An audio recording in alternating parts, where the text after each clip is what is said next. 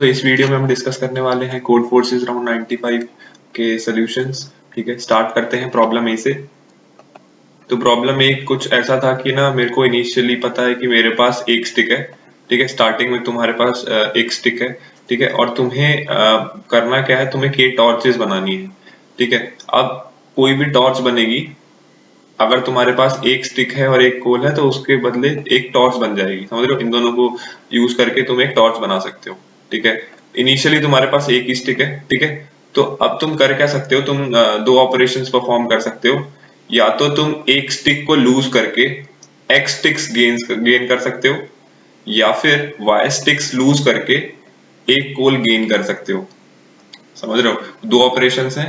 या तो तुम एक स्टिक को लूज करो और उसके बदले में तुम्हें एक्स स्टिक्स और मिल जाएंगी। ठीक है, या फिर तुम वाई स्टिक्स लूज करो और उसके बदले में तुम्हें एक गोल मिलेगा। ठीक है, तो तुम्हें बताना है कि minimum number of operations perform कितने करने पड़ेंगे अगर मेरे को इनिशियली एक स्टिक दी हुई है और मुझे एटलीस्ट के टॉर्चेस बनानी है। तो ठीक है, मिनिमम नंबर ऑफ ऑपरेशंस बताने हैं। ठीक है, और एक ऑपरेशन में या तो तुम ये करोगे या ये करोगे, मतलब दो, ऐसा नहीं कि एक में दोनों कर दिए। ठीक है, तो इन दोनों में से कोई एक ऑपरेशन एक बार में कर सकते हो। तो तुम्हें मिनिमम नंबर ऑफ ऑपरेशंस बताने हैं। ठीक है, तो ये क्वेश्चन है, इसमें तुम्हें तीन चीजें दी हुई होंगी। ठीक है, एक्स, वाई और के। ठीक है, के बता रहा है कि तुम्हें उतनी टॉर्चेस बनानी है, एक्स बता रहा है कि तुम एक स्टिक लूज करके एक्स स्टिक्स गेन कर सकते हो, और वाई बता रहा है कि तुम वाई स्टिक्स लूज करके एक कोल गेन कर सकते हो। तो ये प्रॉब्लम स्टेटमेंट है। ठीक है, ये तो समझ में आई गई होगी। अब इसको डिस्कस करते हैं। तो सबसे पहले तुम देखोगे कि हमारे पास इस क्वेश्चन में एक स्टिक दी हुई है इनिशियली। ठीक है, तो मेरे पास इनिशियली एक स्टिक है, इनिशियली एक स्टिक है और कोल है ही नहीं। ठीक है, तो अगर मेरे को एटलीस्ट के टॉर्चेस बनानी है, यहाँ देखना, अगर मेरे को के टॉर्चेस बनानी है तो मेरे को कम से कम मेरे पास के स्टिक्स होनी चाहिए और के कोल्स होने चाहिए, क्योंकि तभी मैं के टॉर्चेस बना पाऊंगा। ठीक है, अब क्योंकि मेरे पास अभी इनिशियली तो कोल्स है नहीं, तो मैं क्या करूंगा, मैं बात करूंगा स्टिक्स के टर्म्स में कि ठीक है, तो मतलब कि एक कोल मैंने तुम्हें बताया था दो ऑपरेशंस परफॉर्म कर सकते हैं, वाई स्टिक्स लूज करके एक कोल मिल सकता है, या मैं यूं कहूं एक कोल इक्विवेलेंट है वाई स्टिक्स के। समझ रहे हो, तो अगर मेरे पास वाई स्टिक्स है तो मैं एक ऑपरेशन परफॉर्म करके उससे एक कोल तो बना ही सकता हूं। ठीक है, तो मैं क्या कह रहा हूं कि यहाँ पर तुम देखो कि मेरे को के कोल्स बनाने के लिए कितनी स्टिक्स चाहिए, के इंटू वाई। ठीक है, तो अगर मेरे पास के इंटू वाई स्टिक्स आ जाती हैं तो मैं कितने ऑपरेशंस परफॉर्म करूंगा, के ऑपरेशंस, मतलब वाई वाई के वाई स्टिक्स उठाऊंगा एक बारी में और उसको एक कोल में कन्वर्ट कर दूंगा, ये मेरा एक ऑपरेशन होगा। ऐसे मैं अगर बना लेता हूं इतनी स्टिक्स तो उसके आगे की बात है। ठीक है, तो मेरे को के कोल्स पता लग गया है कि वो इक्विवेलेंट होते हैं के इंटू वाई स्टिक्स के, क्योंकि एक कोल इक्विवेलेंट है वाई स्टिक्स के।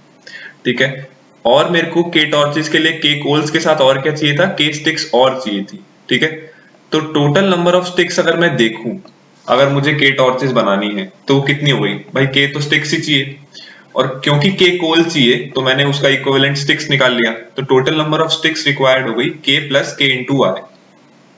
ठीक है, तो अब मेरा टास्क ये हो गया कि मुझे इनिशियली एक स्टिक दी हुई है और मुझे टोटल नंबर ऑफ स्टिक्स बनानी है के प्लस के इंटू आई। अगर मैं इतना बना लेता हूं तो मेरे को आंसर में बस क्या ऐड करना पड़ेगा, के और ऐड करना पड़ेगा। तो वो के क्यों ऐड करूंगा, क्योंकि मैंने अभी स्टिक्स बनाई है। अब इन के plus k into y sticks में से के इंटू वाई स्टिक्स को मुझे के कोल्स में भी कन्वर्ट करना है ना, तो मैं क्या करूंगा, वाई वाई के ग्रुप बनाऊंगा इसमें और मैं उनको एक कोल में कन्वर्ट कर दूंगा। ठीक है, तो ऐसे के ऑपरेशंस और परफॉर्म करूंगा। ठीक है, तो मेरा आंसर हो जाएगा, तो मेरा आंसर क्या हो जाएगा, तो मेरा आंसर हो जाएगा total number of operations require for getting के plus k into y sticks. ठीक है, क्योंकि मुझे पता था कि मेरे को इतनी स्टिक्स तो चाहिएगी, उसके बाद मैं कोल्स बना लूंगा के ऑपरेशंस और परफॉर्म करके। तो मेरा आंसर में के और ऐड करना है बस। ठीक है, तो ये मेरा आंसर होने वाला है। तो मेरा टास्क हो गया, तो कि calculate minimum trades required for converting one stick to k plus k into y sticks. ठीक है, या मैं यूं कहूं, उल्टा उल्टा देख लो कि के plus k into y sticks को वन में कन्वर्ट करना है। ठीक है, मतलब या तो तुम के वन को स्प्लिट करते जाओ, ऐसे one one one one stick है इनिशियली और तुम्हें एक स्टिक को कन्वर्ट करना है x स्टिक्स में, फिर ऐसे कन्वर्ट करते जाना है और टोटल नंबर ऑफ स्टिक्स बनानी है k plus k into Y, तो मिनिमम कितने ऑपरेशंस रिक्वायर्ड होंगे। या मैं यूं कहूं कि k plus k into y sticks को तुम x ग्रुप बनाते चलो x x का। क्यों? क्योंकि मेरे पास दो ऑपरेशंस थे, ये देखना कि मैं एक स्टिक को एक्सचेंज कर सकता था x स्टिक से, तो मैं इसको ऐसे भी कह सकता हूँ ना उल्टा देखते वक्त कि मैं x स्टिक्स को ग्रुप बना सकता हूँ वन स्टिक का, समझ रहे हो? तो मतलब मैं x स्टिक्स को रिप्लेस कर सकता हूँ वन से, और ये कितना ऑपरेशन लेगा? एक ऑपरेशन, ठीक है। तो मुझे मिनिमम नंबर ऑफ ऑपरेशंस निकालने थे one stick to k plus k into y sticks. तो मैंने क्या किया, मैंने उल्टा देख लिया कि k plus k into y sticks दी हुई हैं, तो मुझे वन स्टिक में कन्वर्ट करने के लिए कितने ऑपरेशंस लगेंगे। और क्योंकि मैं x स्टिक्स को एक से रिप्लेस करूंगा तो मैं आराम से इंप्लीमेंटेशन लिख सकता हूँ इसकी। तो देखो मैंने यहाँ पर क्या लिखा हुआ है, तीनों इनपुट में लिए x y k, ठीक है। ये SU बता रहा है total number of sticks required, जो कि है k इंटू वाई, ये कोल्स का इक्विवेलेंट है, प्लस k, क्योंकि k स्टिक्स और चाहिए मेरे को, k कोल्स के साथ k स्टिक्स भी चाहिए ना k टॉर्चेस बनाने के लिए, तो k into y plus k, ये हमारा total number of sticks required है। और मेरे आंसर इनिशियली k के इक्वल है, तो ये जो तुम k एडिशनली ऐड कर रहे थे, मैंने इनिशियली उसकी वैल्यू k से ही स्टार्ट की है, क्योंकि मेरे को स्टिक्स कन्वर्ट करके k ऐड करना ही पड़ेगा, तो मैंने इनिशियली उसको रख दिया उसमें आंसर में, ठीक है।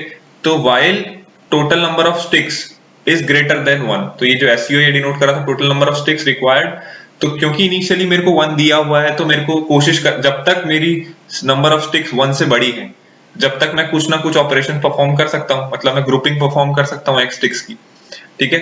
तो जब तक मेरे को लूप चलाना है जब तक कि टोटल नंबर ऑफ स्टिक्स 1 से बड़ी है।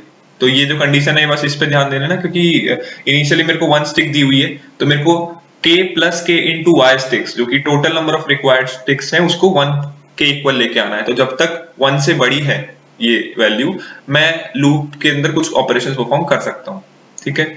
इस कंडीशन को थोड़ी देर में देखते हैं, पहले ये देख लो कि अगर मेरे पास समझ लो x की वैल्यू 3 है, ठीक है, मतलब मैं 3 एक स्टिक्स लूज करके 3 स्टिक्स और गेन कर सकता हूँ, या मैं 3 स्टिक्स की जगह एक स्टिक रिप्लेस कर सकता हूँ, ठीक है। तो तुम ऐसे समझो कि अगर मेरे पास ये S डिनोट कर रहा है स्टिक्स नंबर ऑफ, ठीक है, तो S, ठीक है। तो तुम ऐसे देखो कि अगर 3 का मैं ग्रुप बना दूं, ठीक है, तो मेरे को ये पता लग जाएगा कितने नंबर ऑफ ऑपरेशन परफॉर्म करने हैं। भाई मान लो मेरे पास 6 स्टिक्स हैं अभी इनिशियली, ठीक है, 6 स्टिक्स दी हुई हैं, और मैं पता है कि मैं 3 स्टिक्स को एक से रिप्लेस कर सकता हूँ, तो मैं क्या करूंगा, मैं 6 को 3 से डिवाइड कर दूंगा। ये मुझे क्या देगा, ये मुझे दे देगा number of groups which can be formed, ठीक है, ऑफ 3 स्टिक्स। तो बेसिकली ये मेरे को क्या देगा, ये मेरे को देगा इतने ऑपरेशंस मैं परफॉर्म कर सकता हूँ, क्योंकि मैंने कहा था कि अगर मैं एक स्टिक को x स्टिक से रिप्लेस कर रहा हूँ, या मैं x स्टिक्स को एक स्टिक से रिप्लेस कर रहा हूँ, ठीक है, ये दोनों सेम ही चीज है, बस मैं उल्टा जा रहा हूँ, किसी में सीधा जा रहा हूँ, ठीक है। तो अगर मैं 3 स्टिक्स को एक स्टिक से रिप्लेस कर रहा हूँ, तो ये मुझे एक ऑपरेशन कॉस्ट कर रहा है। तो मेरे को पता है मेरे पास 6 स्टिक्स है, तो वो कितना कॉस्ट करेंगे, तो मैंने क्या किया, 6 डिवाइड बाय 3, वो मुझे दे देगा नंबर ऑफ ग्रुप्स फॉर्म्ड, ठीक है। तो यहाँ पर देखो मैंने आंसर में ऐड किया SU डिवाइड बाय 6, ठीक है। और अब SU की वैल्यू कितनी हो जाएगी, SU की वैल्यू हो जाएगी देखो, ये 3 एक ग्रुप बना लेगी, तो इन 3 की जगह मैं एक S लिख सकता हूँ, ये 3 एक ग्रुप बना लेगी, उन 3 की जगह भी मैं एक S लिख सकता हूँ। तो देखो SU हो गया, पहली टर्म है रिमाइंडर, मतलब SU मॉड्यूलो X। तो यहाँ पर मान लो अगर 6 स्टिक्स थी, यहाँ पे 7 होती, तो तुम एक ग्रुप ये बनाते 3 का, फिर एक ग्रुप बनाते, अब ये किस में आएगा, ये तो किसी में आ नहीं सकता, तो तुम इसको एज इट इज रहने दोगे, ठीक है। तो सबसे पहले वैल्यू में तुमने लिख दिया मॉड्यूलोस जितना रिमाइंडर बच रहा है, प्लस जितने नंबर ऑफ ग्रुप्स हैं, क्योंकि मैं जितने नंबर ऑफ ग्रुप्स हैं उतनी स्टिक्स लिख सकता हूँ। तो जैसे मैंने ये 3 को S से रिप्लेस किया, ये 3 को मैंने S से रिप्लेस किया, तो देखो मेरे पास 7 स्टिक्स थी, तो मेरे पास कितनी स्टिक्स आ गई, 3, और वो 3 कैसे आएगी, 7 मॉड्यूलो 3 जो कि है 1, और 7 डिवाइड बाय x, ये तो मुझे फ्लोर वैल्यू दे देगा, तो 7 डिवाइड बाय 3 होगा 2, 2 प्लस 1 3। तो जो मेरे पास अब नंबर ऑफ स्टिक्स बचेंगी, ठीक है, 2 ऑपरेशंस परफॉर्म करने के बाद, वो कितनी होंगी, 3 स्टिक्स। तो बस वैल्यू अपडेट हो गई 3। अब तुम क्या करोगे, अब तुम वापस से देखोगे वैल्यू इज ग्रेटर देन 1, हाँ बिल्कुल है। तो ये कंडीशन बेसिकली जब काम आएगी, सपोज करो मेरे पास 2 स्टिक्स बचती, ठीक है, तो 2 स्टिक्स में तुम अब क्या तुम 3 का पेयर बना सकते थे क्या, नहीं, तो तुम क्या करते, तो तुम तो तुम ये कहते कि यहां पर एक एस और लो और एक और ऑपरेशन परफॉर्म कर दो। तो बेसिकली यहां पर जो हमारा क्वेश्चन था उसमें ये था कि एटलीस्ट के टॉर्चेस बनानी है। मतलब तुम बना तो ज्यादा भी सकते हो, मतलब कुछ स्टिक्स बच भी सकती है। भाई तुम्हें के टॉर्चेस बनानी है और एक टॉर्च के लिए 1 स्टिक 1 कोल चाहिए, ठीक है। तो के टॉर्चेस के लिए एटलीस्ट के स्टिक्स और एटलीस्ट के कोल चाहिए था, ठीक है। तो मैंने वहां पे यूज किया था एटलीस्ट के स्टिक और एटलीस्ट के कोल्स, ठीक है। तो क्योंकि एटलीस्ट टर्म यूज किए तो मैं मान सकता हूं कि अगर एक ज्यादा ले लो तो कोई फर्क नहीं पड़ेगा, क्योंकि तुम एक स्टिक को 3 से रिप्लेस करोगे, ठीक है, या 2 से, 3 से ही करोगे ना, तो जो तुम्हारा टोटल नंबर ऑफ स्टिक्स आएंगी वो मल्टीपल आएंगी एक्स के, समझ रहे हो। तो अगर मेरे पास जो नंबर ऑफ स्टिक्स बच रही है वो 1 से तो ज्यादा है, ठीक है, बट एक्स से कम है, ठीक है। तो तुम्हें अपर बाउंड चाहिए, समझ रहे हो। अपर बाउंड मतलब तुम्हें minimum number of operation perform करने हैं कि तुम के स्टिक्स तो लेके ही आओ एटलीस्ट। तो के स्टिक्स के लिए मुझे यहाँ पर मैंने देखा लास्ट स्टेप में मेरे को 2 स्टिक्स बच रही थी, तो मुझे अगर के स्टिक्स चाहिए तो मुझे यहाँ पर एक और एस लेना ही पड़ेगा, ठीक है। तो बस ये उसी चीज के लिए हैंडल कर रहा है कि if value is less than x, तो तुम सीधी सी बात है जितनी भी स्टिक्स बच रही हैं उनको एक पेयर कर दो। अगर रिमाइंडर कुछ बच रहा है, समझ रहे हो, अगर नंबर ऑफ स्टिक्स एक्स से छोटी हैं और 1 से बड़ी हैं तो तुम जितनी स्टिक्स रिक्वायर्ड है ऐड कर दो और सिंपली आंसर को 1 से इंक्रीमेंट कर दो। क्योंकि अगर ये कंडीशन सेटिस्फाई हो रही है S U less than x, तो तुम इन सबको एक ग्रुप में रख सकते हो, समझ रहे हो। तो देखो एस एक ही बचेगा स्टिक, तो सिंपली मैंने आंसर प्लस प्लस किया और ब्रेक कर दिया। तुम ब्रेक नहीं करते तो अगले स्टेप में वो बाहर हो जाता, तो ये करने की कोई नीड नहीं है, पर क्योंकि मैं नीचे वाले ऑपरेशंस परफॉर्म नहीं कराना चाहता उसके लिए, तो मैंने सीधा ब्रेक कर दिया, ठीक है। तो बस यही क्वेश्चन था, ठीक है।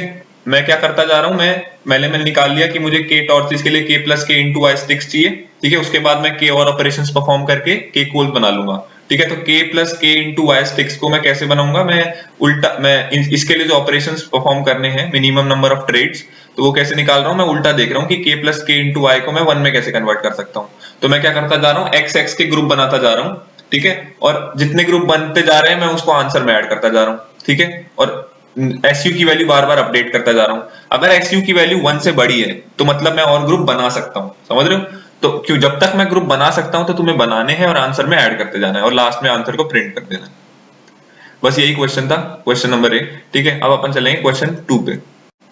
तो अब प्रॉब्लम 2 देखते हैं। प्रॉब्लम 2 में कुछ ऐसा था कि ना मेरे को एक एन इंटीजर्स की एरे दी हुई है, ठीक है। और हर एक उस एरे के हर एक पोजीशन के लिए मुझे 2 टैग दिया हुआ है, ठीक है, या तो लॉग्ड या अनलॉग्ड। तो लॉग्ड डिनोट करेंगे 1 से और अनलॉग्ड डिनोट होगा 0 से, ठीक है। तो अगर किसी पोजीशन के लिए टैग है लॉग्ड मतलब 1 है उसकी टैग की वैल्यू, तो वो ये बताना चाह रहा है कि तुम उस पोजीशन पर जो एलिमेंट प्रेजेंट है तुम उसको उस पोजीशन से नहीं हिला सकते, ठीक है। और अनलॉक्ड बता रहा है कि तुम जितने भी अनलॉक्ड पोजीशंस है ना तुम्हारी एरे में, तुम उसको जितनी भी अनलॉक्ड पोजीशंस है उनको तुम किसी भी ऑर्डर में रख सकते हो, मतलब तुम कोई भी परम्यूटेशन ला सकते हो, ठीक है। जैसे कि इसको एग्जांपल के थ्रू समझ लो कि एक एरे दी हुई है ये, तो जितने भी इसमें अंडरलाइंड इंटीजर्स दिए हुए हैं वो तुम्हें ये बता रहे हैं कि ये लॉग्ड पोजीशंस है। तो 3 एक लॉग, ये 3 जिस पोजीशन पर है वो लॉग्ड है, -2 जिस पोजीशन पर है वो लॉग्ड है और 0 जिस पोजीशन पर है वो लॉग्ड है।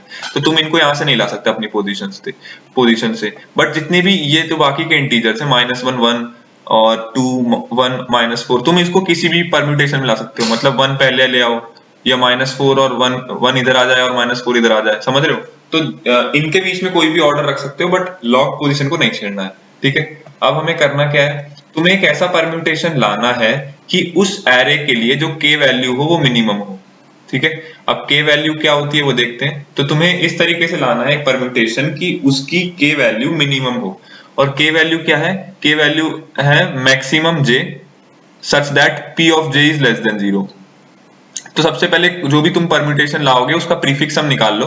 प्रीफिक्स सम डिनोट कर रहा हूं मैं पी से, ठीक है। तो P1 बता रहा है फर्स्ट एलिमेंट का सम, मतलब सिर्फ पहला एलिमेंट। P2 बता रहा है फर्स्ट 2 एलिमेंट्स का सम। P3 बता रहा है फर्स्ट 3 एलिमेंट्स का सम। तो प्रीफिक्स सम मतलब होता है ना शुरू के कुछ इंडेक्सेस का सम, कुछ एलिमेंट्स का सम, तो वही P बता रहा है, ठीक है।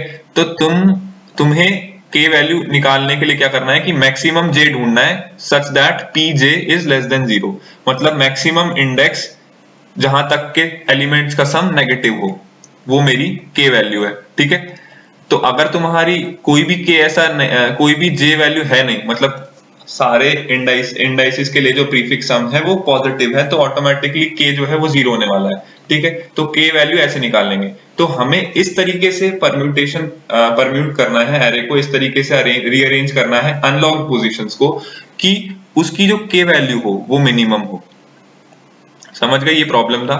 ठीक है, इसको अगर तुम्हें एक टेस्ट केस के थ्रू समझना है तो जैसे ऐसे देख लो कि इसमें देख लो 1 3 2 दिया हुआ है। ठीक है, और इन तीनों का टैग 0 है, मतलब ये तीनों ही अनलॉक्ड है। तो तुम तीनों को ही कैसे अरेंज कर सकते हो? तो तुम्हें इस तरीके से अरेंज करना है कि प्रीफिक्स सम जो मैक्सिमम इंडेक्स हो जहां तक के एलिमेंट्स का सम नेगेटिव है वो कम से कम हो। ठीक है, उस परम्यूटेशन में। तो क्योंकि इसमें तो सारे ही पॉजिटिव हैं 1 3 2, तो तुम कैसे भी रख लो, जो प्रीफिक्स सम आएगा वो सारे ही पॉजिटिव आने वाले हैं। तो इसके लिए क्योंकि कोई नेगेटिव प्रीफिक्स सम नहीं एग्जिस्ट करता, कोई भी नेगेटिव प्रीफिक्स वैल्यू एग्जिस्ट नहीं करती, तो के जो है वो 0 होने वाला है। ठीक है, तो तुम्हें इस तरीके से परम्यूटेशन को प्रिंट करना है इस क्वेश्चन में बेसिकली। ठीक है, अब इसके सोल्यूशन को देखते हैं। तो सपोज करो, मान लो ये मेरी एरे है। ठीक है, L A1 A2 A, तो जो इसमें L डिनोट कर रहा है वो डिनोट कर रहा है वो लॉक्ड पोजीशन है। तो तुम लॉक्ड को तो छेड़ ही नहीं सकते हो, तो तुम्हें उसको तो देखना ही नहीं है। ठीक है, तुम उसको अपनी पोजीशन से हिला ही नहीं सकते। तो तुम्हारा जो परम्यूटेशन आएगा, फाइनली जो आंसर आएगा, उसमें जो L वाली पोजीशंस है, लॉक्ड पोजीशन, तुम उनको अपनी जगह से तो हिला ही नहीं सकते। ठीक है, किसके साथ छेड़ाछाड़ी कर सकते हो? जो कि नो अनलॉक्ड पोजीशंस है, मतलब जैसे कि A1 A2 A3, मान लो इसमें ये सारी अनलॉक्ड है, A4 A5 A6, मतलब इनके लिए जो टैग दिया हुआ है वो 0 है। तो अब हम कर क्या सकते हैं, इनको कैसे भी अरेंज कर सकते हैं। ठीक है, तो मतलब इस पोजीशन पर A1 की जगह तुम A2 भी रख सकते हो, A3 भी, A4 A5 A6 कुछ भी रख सकते हो। फिर अगली पोजीशन पर तुमको, मतलब तुम ऐसे परम्यूटेशन कोई भी इंटीजर कहीं भी रख सकते हो। ठीक है, अब कैसे रखेंगे हम वही डिस्कस करना है। तो तुम एक चीज सोचो कि अगर मुझे प्रीफिक्स सम जो चाहिए, या मैं यूं कहूं मैक्सिमम इंडेक्स चाहिए जहां तक प्रीफिक्स सम नेगेटिव हो, तो ये जो मैक्सिमम इंडेक्स चाहिए इसकी वैल्यू मुझे कम से कम करनी है। तो मैं ये कैसे करूंगा? भाई L को तो मैं हिला ही नहीं सकता। ठीक है, तो बेस्ट केस ये नहीं होगा कि मैं बड़ी से बड़ी अनलॉक्ड वैल्यू, अनलॉक्ड एलिमेंट जिसको मैं परम्यूट कर सकता हूं, उन सभी वैल्यूज में से A1 A2 A3 A4 A5 A6 में से जो बड़ी वैल्यू है मैं उसको पहले रखूं। देखो, प्रीफिक्स सम क्या डिनोट करता है कि पहले कुछ एलिमेंट्स का सम। ठीक है, अब मैं चाहता हूं कि जो पहले कुछ एलिमेंट्स का सम है ये नेगेटिव नहीं जाए, समझ रहे हो? तो मैं क्या करूंगा कि बड़ी से बड़ी वैल्यू को पहले रख दो। ठीक है, अब क्योंकि जो भी ऑप्टिमम आंसर मेरा होगा, भाई जो भी मेरी मिनिमम वैल्यू होगी के की, ठीक है, तो वो तभी आएगी। ठीक है, अगर आती है तो जब मेरी starting unlocked values maximum possible होंगी। तो मैं ऐसा कह सकता हूं कि पहले तो तुम एक एरे में इसको स्टोर कर लो, मतलब एरे वेक्टर कुछ भी बोला, अभी तो बस लॉजिक समझ रहे हैं। तो A2 A3 A4 A5 A6, ठीक है। अब मैं कहता हूं कि इस सेट में जो सबसे बड़ी वैल्यू है वो पहले आएगी, तो A1 की जगह जो बड़ी वैल्यू है वो आएगी। सपोज करो A4 बड़ी है तो A4 आ गया। ठीक है, फिर A4 को तुम इस सेट से हटा दो क्योंकि तुमने अपनी A4 एक जगह रख चुके हो। ठीक है, फिर A2 पे कौन सी आएगी? अब जो इस सेट की जो मैक्सिमम वैल्यू है वो इस जगह आएगी, A2 की जगह। समझ रहे हो? तो ये बेसिकली तुम्हें एक परम्यूटेशन दे देगा जिसमें जो अनलॉक वैल्यूज हैं तुमने डिसेंडिंग ऑर्डर में रखी है। समझ रहे हो? और डिसेंडिंग ऑर्डर में क्यों ही रखा है, उसी में क्यों रखा है? देखो, क्योंकि मैं चाहता हूं कि प्रीफिक्स सम में जो ऐसा इंडेक्स मिले कि जहां तक का प्रीफिक्स सम नेगेटिव हो। तो ये जो इंडेक्स चाहिए मेरे को, ये कम से कम चाहिए कि के वैल्यू मिनिमम पॉसिबल हो। तो मिनिमम पॉसिबल तभी आएगी जब मैं बड़ी से बड़ी वैल्यू जो मैं परम्यूट कर सकता हूं उसको मैं पहले रखूंगा। बस सिंपल सा इतना सा लॉजिक है। ठीक है, तो इसकी इंप्लीमेंटेशन कैसे करोगे कि सबसे पहले तो तुमने एक इनपुट एरे ली। ठीक है, फिर उसके हर एक एलिमेंट के लिए तुमने एक टैग लिया। तो मेरी जो LC नाम का जो वेक्टर मैंने बनाया है यहाँ पर, वो टैग बता रहा है LC ऑफ I, मतलब उस एलिमेंट का क्या टैग है, अनलॉक्ड है या लॉक्ड है। तो अगर वो अनलॉक्ड है जो कि 0 से डिनोट हो रहा है, तो तुम उसको एक नए वेक्टर में स्टोर कर लो, ठीक है। तो जितनी भी अनलॉक्ड वैल्यूज है मैंने नए वेक्टर में स्टोर कर ली, ठीक है।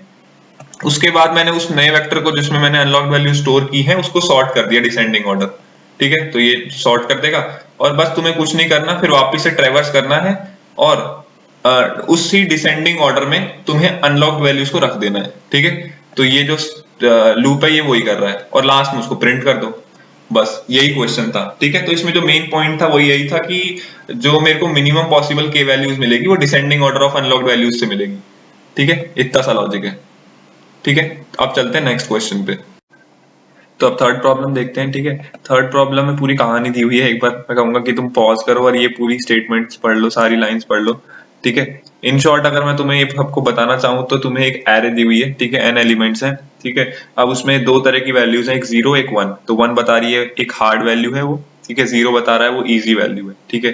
तो तुम और तुम्हारा एक फ्रेंड है, तुम एक गेम खेल रहे हो, ठीक है। स्टार्टिंग तो तुम करते क्या हो, तुम या तो एक वैल्यू चूज करते हो या दो, तुम्हें एटलीस्ट 1 तो करनी है अगर तुम्हारी चांस है तो जिसकी चांस है जिस प्लेयर की चांस है या तो तुम्हारी होगी या तुम्हारे फ्रेंड की होगी, तो या तो तुम एक वैल्यूज चूज करोगे या तुम दो वैल्यूज चूज करोगे, ठीक है। तो तुम्हारे फ्रेंड के पास एक लिमिटेशन है कि जब भी वो किसी भी एलिमेंट को चूज करता है तो अगर वो एलिमेंट 1 को चूज करेगा, मतलब जितने 1 वो चूज करेगा उसको उतने पॉइंट्स यूज करने पड़ेंगे, ठीक है। तो तुम्हें इस तरीके से खेलना है कि तुम्हारा जो फ्रेंड है वो मिनिमम पॉइंट्स यूज करे, ठीक है। तो तुम्हें पहली बात तो पूरी एरे ट्रैवर्स करना है, ठीक है। अब इस पूरी एरे में या तो कुछ पॉइंट तुम लोगे कुछ तुम्हारा फ्रेंड लेगा, स्टार्टिंग प्लेयर है तुम्हारा फ्रेंड, ठीक है। मतलब पहला एलिमेंट हमेशा तुम्हारा फ्रेंड ही लेगा, समझ रहे हो। तो तुम या तो 1 एलिमेंट ले सकते हो या 2, ठीक है, जिस भी प्लेयर की टर्न है। तो स्टार्टिंग टर्न जो है वो तुम्हारे फ्रेंड की है, ठीक है। अगर तुम्हारा फ्रेंड 1 सेलेक्ट करता है, मतलब वो 1 टाइप की वैल्यूज को सेलेक्ट करेगा, तो उसे एक पॉइंट यूज करना पड़ेगा एक वैल्यू एक हार्ड वैल्यू को सेलेक्ट करने के लिए, ठीक है। 0 के लिए कोई पॉइंट सेलेक्ट नहीं करना। तो तुम्हारा फ्रेंड अगर 1 को सेलेक्ट करता है, ठीक है, तो तुम्हारे फ्रेंड को एक पॉइंट यूज करना पड़ेगा, ठीक है। और ऐसी कोई लिमिटेशन तुम्हारे ऊपर नहीं है, तुम 0 और 1 को बिना कोई पॉइंट यूज किए सेलेक्ट कर सकते हो, ठीक है। तो तुम्हें इस तरीके से परफॉर्म करना है, गेम खेलना है कि मिनिमम नंबर ऑफ पॉइंट्स तुम्हारा फ्रेंड यूज करे और उसे प्रिंट करना है कि वो कितने मिनिमम पॉइंट यूज करेगा इस गेम को खत्म करने के लिए, ठीक है। तो ये पूरी प्रॉब्लम स्टेटमेंट है। एक एग्जांपल देख लो। तो जैसे कि ये है 1 0 1 1 0 1 1 1, ठीक है। तो स्टार्टिंग प्लेयर आया तुम्हारा फ्रेंड, तो वो क्या करेगा, वो ये दोनों वैल्यू चूज कर लेगा 1 0, ठीक है। फिर तुम्हारी चांस आएगी, तुम 1 1 चूज कर लोगे, ठीक है। फिर तुम्हारा फ्रेंड आएगा, वो 0 1 कर लेगा। और देखो यहाँ पर जब उसने 1 0 किया और अब वो यहाँ पर जो 0 1 कर रहा है, तो उसने 2 1 सेलेक्ट कर लिए, तो उसे 2 पॉइंट तो यूज करने पड़ेंगे, ठीक है। फिर 1 1 आएगा, वो तुम कर लोगे। तो टोटल नंबर ऑफ पॉइंट्स जो मिनिमम तुम्हारा फ्रेंड यूज करेगा वो इसमें है 2, ठीक है। तो ये प्रॉब्लम है। अब इस क्वेश्चन को तुम ध्यान से देखोगे ना, तो मैंने अभी पिछले 2 दिन पहले एक वीडियो बनाई है डीपी के ऊपर, एरे गेम प्रॉब्लम्स, ठीक है। सेम क्वेश्चन है, सेम अप्रोच लगानी है। तुम्हें एक एरे दी हुई है, एक गेम खेल रहे हैं 2 प्लेयर, जिसमें पहला प्लेयर के कुछ लिमिटेशंस हैं, ठीक है। और तुम्हें इसमें मिनिमम कंडीशंस रखनी है गेम जीतने के लिए, ठीक है। तो इसको अगर तुम सोचोगे, मैं उस वीडियो का लिंक नीचे डिस्क्रिप्शन में भी दे दूंगा, ठीक है। और तुम जाके देखना, उसमें मैंने और हार्ड प्रॉब्लम्स भी डिस्कस किए हैं, बट ये जो पूरी प्रॉब्लम है ये उसी की बहुत अच्छी इम्प्लीमेंटेशन, बहुत अच्छी एप्लीकेशन है उस कंसेप्ट की, ठीक है। तो अब इसको सॉल्व कैसे करेंगे वो देख लेते हैं। तो देखो तुम्हारे पास सबसे पहले एक एरे दी है, वो मैंने इनपुट में ले ली। अब तुम्हें करना क्या है, मैं इसको डायनामिक प्रोग्रामिंग से सॉल्व कर रहा हूँ, ठीक है। तो इसमें क्या है, मैंने 2 स्टेट्स रखी है, मतलब हर एक एलिमेंट या तो तुम लोगे या तुम्हारा फ्रेंड लेगा, ठीक है भाई। हर एक एलिमेंट या तो तुम लोगे या तुम्हारा फ्रेंड लेगा, ठीक है। तो डीपी ऑफ आई जे मैंने 2D डीपी बनाई, जिसमें मतलब जो कॉलम्स हैं, जो नंबर ऑफ कॉलम्स हैं वो 2 हैं और नंबर ऑफ रोज n+1 है, ठीक है। तो डीपी ऑफ आई 0 बता रहा है कि i number of skip points required if you are playing last, ठीक है। और मैं यहां पर लिख देता हूं टिल ith पोजीशन, मतलब तुम एरे में ith पोजीशन तक गेम खेल रहे हो और लास्ट प्ले जो चांस थी वो तुम्हारी थी, ठीक है। ऐसे ही डीपी ऑफ i1 बता रहा है denotes skip points required if your friend is playing last, ठीक है, और टिल ith पोजीशन, ठीक है। तो डीपी ऑफ ये डीपी बेसिकली स्टेट्स बता रही है कि अगर ith पोजीशन तक तुम्हारी लास्ट टर्न थी, मतलब आखिरी एलिमेंट तुमने लिया ही लिया है, जो 0 से लेकर ith एलिमेंट तक की जो एरे बन रही है उसमें जो लास्ट चांस थी वो तुम्हारी थी, तो वो डिनोट होगी डीपी ऑफ i0 से। तो जो ये वैल्यू स्टोर करेगी वो बताएगी नंबर ऑफ स्किप पॉइंट्स यहां तक कितने हैं अगर तुमने आखिरी खेला है तो, समझ रहे हो। डीपी ऑफ i1 बताएगा कि number of skip points required अगर तुम्हारे फ्रेंड ने लास्ट खेला है तो ith पोजीशन तक, ठीक है। तो 0 बेसिकली बता रहा है योर टर्न, ठीक है, कि तुमने खेला है, और 1 बता रहा है कि योर फ्रेंड्स टर्न, कि तुम्हारे फ्रेंड्स की चांस, तुम्हारे फ्रेंड की चांस थी, ठीक है। तो ये मेरी डीपी एरे है, ठीक है, और वो ये बताएगी कि पॉइंट्स रिक्वायर्ड कितने हैं वहां तक, और 0 और 1 बता रहे हैं किसकी चांस है थी लास्ट, ठीक है। यहाँ पर एक ऑब्जर्वेशन देखोगे कि स्टार्टिंग चांस जब स्टार्टिंग टर्न जो है वो तुम्हारे फ्रेंड की पहले है, तो ऑब्वियसली वो एक एलिमेंट तो लेगा ही ना, तो first element is always taken by your friend, ठीक है। अब हर एक प्लेयर के पास दो ऑप्शंस होंगे कि या तो वो एक एलिमेंट ले करंट पोजीशन से या दो ले, समझ रहे हो। तो बस यही चीजों को यूज करके अपन देखेंगे कि कैसे इसमें डायनामिक प्रोग्रामिंग लग रही है, ठीक है। तो मैंने पिछली वीडियो बनाई है डीपी के, मैं एक ट्यूटोरियल सीरीज बना रहा हूँ, उसमें जो मैंने अभी एक ही वीडियो डाला है उसमें तुम देखोगे जाके, तो मैंने एक बहुत ही कॉमन अप्रोच यूज करी है, ठीक है। यहाँ पर मैं थोड़ी डिफरेंट यूज कर रहा हूँ, बट वो वाली अप्रोचेस हर जगह लग सकती है, ठीक है। तो तुम इसको वो वीडियो जाके देखो और वो वाली अप्रोच से भी सॉल्व कर सकते हो, ठीक है। तो अब देखते हैं। तो इनिशियलाइज मैंने क्या किया, पूरी डीपी जो एरे थी सबको 0 से इनिशियलाइज कर दिया, ठीक है। तो डीपी ऑफ 1 1, तो डीपी के लिए मैंने 1 बेस्ड इंडेक्सिंग रखी है, ठीक है। तो डीपी ऑफ 1 1 बता रहा है कि फर्स्ट एलिमेंट तक अगर आखिरी चांस तुम्हारे प्लेयर की, तुम्हारे फ्रेंड की थी, तो डीपी 1 1 बता रहा है। जैसे कि ये एरे है, ठीक है। तो तुम्हें बता रहा हूं कि जो एक एलिमेंट तक स्किप पॉइंट कितने लगेंगे अगर आखिरी चांस तुम्हारे फ्रेंड की थी, तो वो कितना होगा।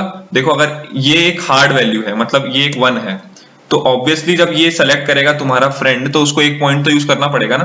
तो बेसिकली ये जो डीपी में जो यहां तक की वैल्यू होगी वो इक्विवेलेंट होगी जो इनपुट एरे दी हुई है उसके। तो मतलब अगर यहाँ पर 1 है तो 1 वैल्यू यूज करेगा तुम्हारा पॉइंट, तुम्हारा फ्रेंड। अगर यहाँ पर 0 है तो 0 पॉइंट्स लगेंगे, समझ रहे हो। तो 1 है तो 1 पॉइंट लगेगा, 0 है तो 0 लगेगा, ठीक है।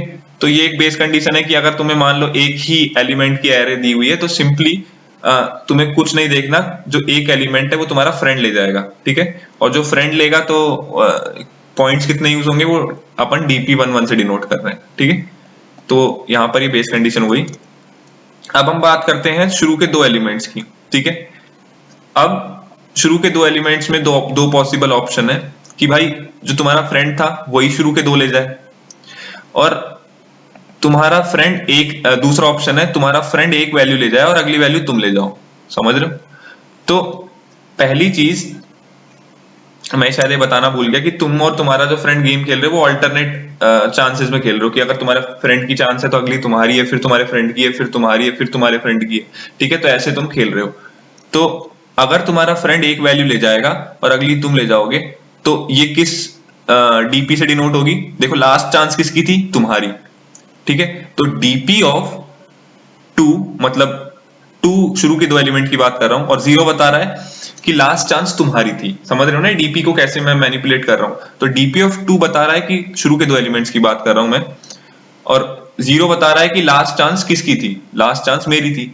तो क्योंकि मेरी चांस थी तो मुझे फर्क ही नहीं पड़ता कि लास्ट वैल्यू हार्ड थी या इजी थी, मुझे तो कोई पॉइंट यूज करना ही नहीं पड़ेगा। दिक्कत आएगी जब मेरा फ्रेंड खेलेगा। तो डीपी ऑफ 2 0 हो जाएगा डीपी ऑफ 1 1। क्यों? क्योंकि देखो आखिरी वैल्यू अगर मैं ले जा रहा हूं तो कोई पॉइंट तो यूज होगा नहीं, क्योंकि मैं खेल रहा हूं तो मेरे लिए तो कोई हार्ड वैल्यू फर्क नहीं पड़ रहा। तो सिंपली जो डीपी ऑफ 1 1 की वैल्यू थी है वो डीपी ऑफ 2 0 की हो जाएगी, ठीक है। अब बात करते हैं डीपी ऑफ 2 1 की, ठीक है। तो डीपी ऑफ 2 1 बता रहा है कि शुरू के दो एलिमेंट्स में कितने पॉइंट्स यूज होंगे अगर लास्ट वैल्यू मेरे फ्रेंड की थी, ठीक है। तो वो किसके इक्विवेलेंट होगा। तो देखो मैंने डीपी ऑफ 1 1 बता रहा है कि points required up till first position if last chance was my friends, ठीक है, तो मेरे फ्रेंड की अगर चांस थी तो फर्स्ट एलिमेंट तक कितने पॉइंट्स चाहिए थे, तो उसमें सिंपली ऐड कर दो फर्स्ट इस पोजीशन पर जो वैल्यू है, मतलब अगर ये भी 1 है तो मेरे को 1 पॉइंट यूज करना पड़ेगा मेरे फ्रेंड को, और ये 0 है तो 0 पॉइंट यूज करना पड़ेगा। समझ रहे हो ना कि मेरा फ्रेंड जो है वो या तो 2 वैल्यू ले जा सकता था या 1, तो बेसिकली ये भी एक बेस कंडीशन की तरह मैंने पहले ही लिख दिया, ठीक है। अब तुम यहाँ पर एक चीज देखोगे तो मैंने कहा है कि पहला एलिमेंट तुम्हारा फ्रेंड ही ले जा सकता है, तुम नहीं ले जा सकते, तो तुम्हें ये केस को हमेशा हैंडल करना पड़ेगा, ठीक है। तो मैं अब जो डायनामिक प्रोग्रामिंग के लिए जो मैंने डिपेंडेंसी लिखी है उसमें मैंने ये कंडीशन हैंडल की है, ठीक है। तो तुम अगर किसी और तरीके से भी इंप्लीमेंट कर रहे हो तो तुम ये इस बात का ध्यान रखना कि जो फर्स्ट एलिमेंट है वो हमेशा तुम्हारा फ्रेंड ही ले जाएगा, तुम कभी नहीं ले जा सकते, ठीक है। तो मैंने लूप रन किया 3 से n तक का, ठीक है। तो dp ऑफ i0 निकालूंगा, dp ऑफ i1 निकालूंगा, ठीक है, और लास्ट में मैं क्या कर दूंगा, मिनिमम वैल्यू प्रिंट कर दूंगा dp ऑफ n1 या dp ऑफ n0। क्यों? क्योंकि भैया dp n1 क्या बताएगा कि टोटल n एलिमेंट्स में अगर आखिरी चांस मेरे फ्रेंड की थी तो क्या स्किप पॉइंट्स हुए, कितने number of skip points use हुए, और या dp ऑफ n0 बताएगा अगर n एलिमेंट्स हैं शुरू के तो आखिरी चांस अगर मेरी थी तो कितने पॉइंट्स यूज हुए। भाई तुम्हारा गेम एंड होगा या तो तुम लास्ट खेलोगे या तुम्हारा फ्रेंड खेलेगा, तो बस इन दोनों का मिनिमम मुझे आखिरी में प्रिंट करना है टोटल नंबर ऑफ एलिमेंट्स के लिए, ठीक है। तो मैं प्रिंट कर दूंगा। अब ये कैसे निकालना है dp ऑफ i0 i1 वो देखते हैं।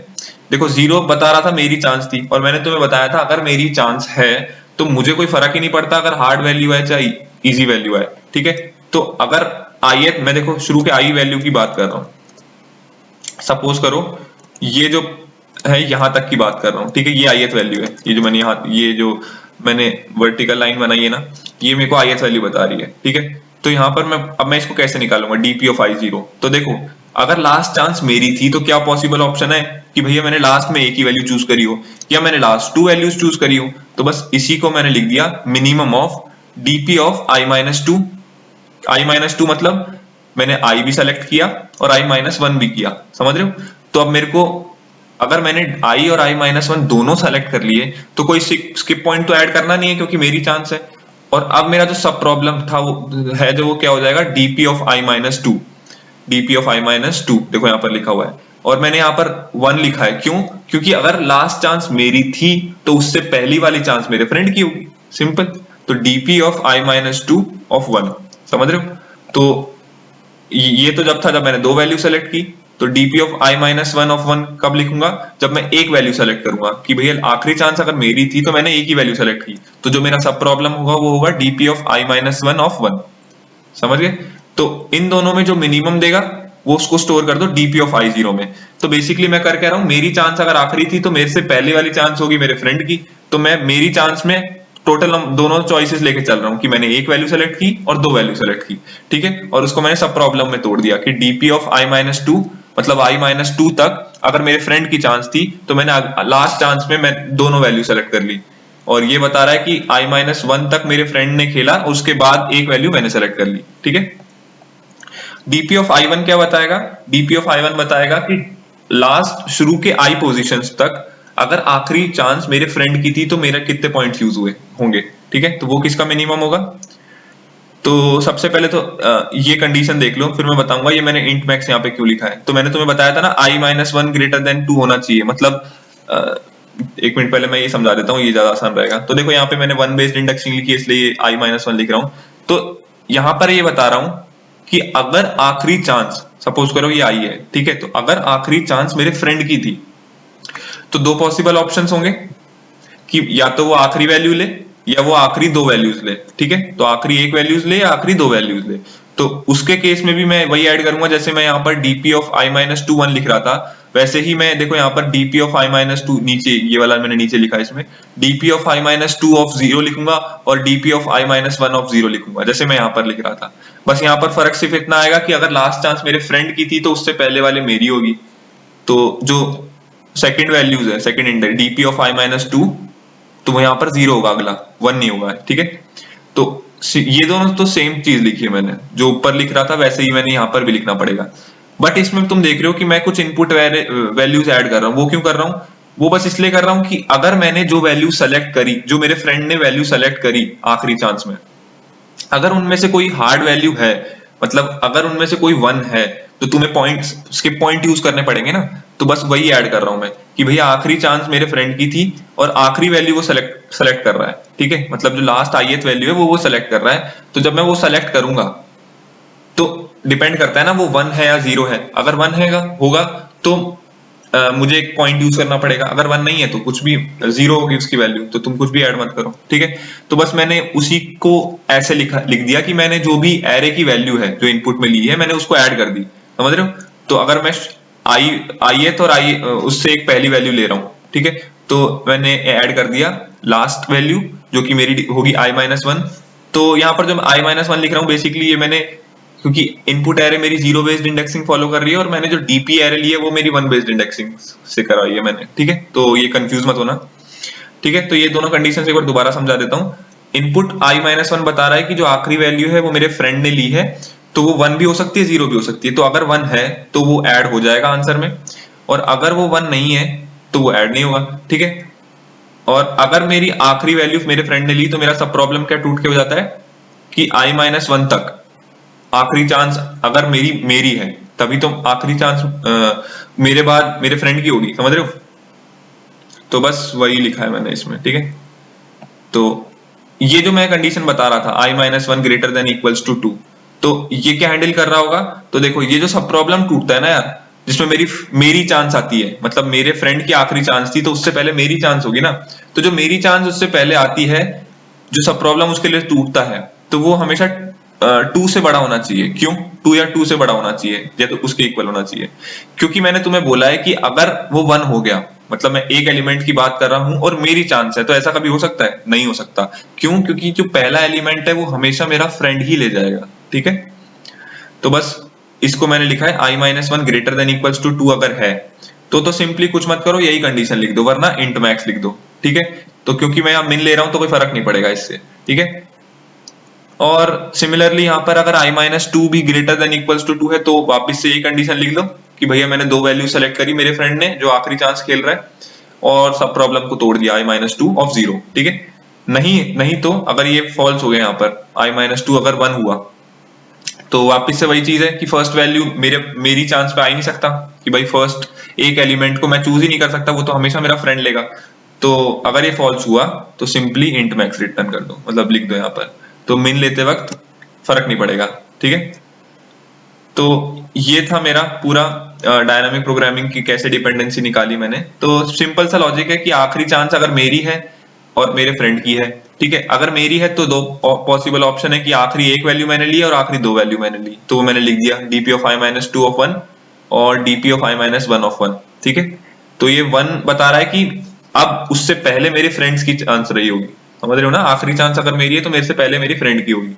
सिमिलरली यहाँ पे dp ऑफ i-1 में जब मैं लिखूंगा तो इनपुट i-1 मतलब लास्ट वैल्यू जो है अगर वो 1 है तो ऐड हो जाओ, 0 है तो कुछ मत करो, तो मैंने वो वैल्यू ऐड कर दी, ठीक है।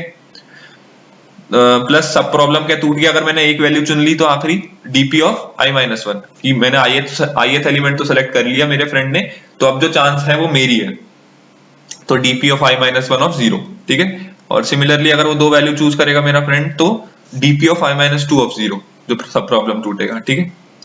और देखो लास्ट में मैंने वही चीज प्रिंट की है, minimum of dp of n of 1 और dp ऑफ n ऑफ 0, ठीक है। तो या तो आखिरी एलिमेंट मैं लूंगा या मेरा फ्रेंड लेगा, तो जो मेरा गेम एंड होगा पूरी एरे के लिए वो 2 ही सिचुएशन में हो सकता है, या तो आखिरी चांस मेरी थी या मेरे फ्रेंड की थी। तो बस उन दोनों में से जो मिनिमम वैल्यू रिटर्न कर रहा है, मिनिमम पॉइंट्स रिटर्न कर रहा है, वो तुम प्रिंट करा दो, ठीक है। तो ये था पूरा क्वेश्चन, ठीक है। ये सारे जितने कोड डिस्कस किए मैं नीचे इनका लिंक दे दूंगा, कोई दिक्कत वाली बात नहीं है। तो इस वीडियो में इतना ही, ठीक है। तो मिलते हैं नेक्स्ट वीडियो में।